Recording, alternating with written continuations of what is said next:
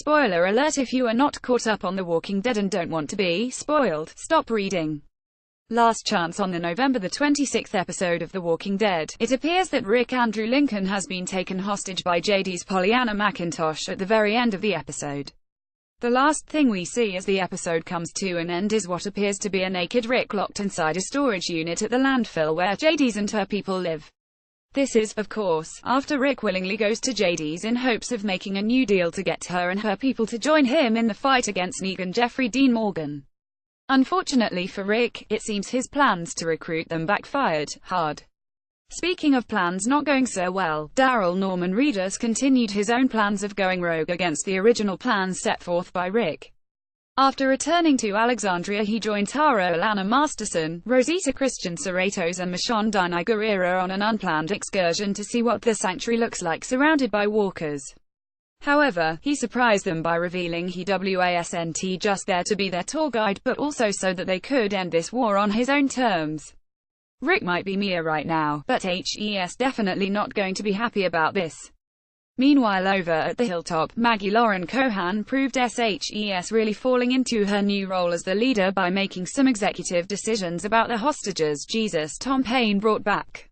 She has the workers build a makeshift prison for them to live in within the walls of the Hilltop temporarily, and reveals her plans are to keep them hostage as a bargaining chip if needed during the war. She also tells Jesus that when all is said and done, they can't possibly let the saviors live, which obviously upsets Jesus, who fought so hard against Morgan Lenny James to keep the hostages alive. The best part about Maggie's arc in this episode, she finally strong-arms Gregory Zander Berkeley into where he belongs in the prison with the saviors. Meet Sadiq. More episode highlights. Last but certainly not least, Carl Chandler Riggs finally tracks down Sadiq in the woods near the Drill Station. After a conversation between the two, we learn that Sadiq kills walkers because his mother taught him that it might help release their souls into the afterlife.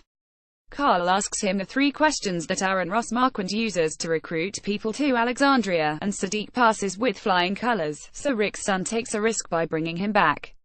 Notable things that went down: Tara telling Daryl that no matter what, when this is all over, she's killing Dwight Austin Emilio, and Daryl saying they can both do it.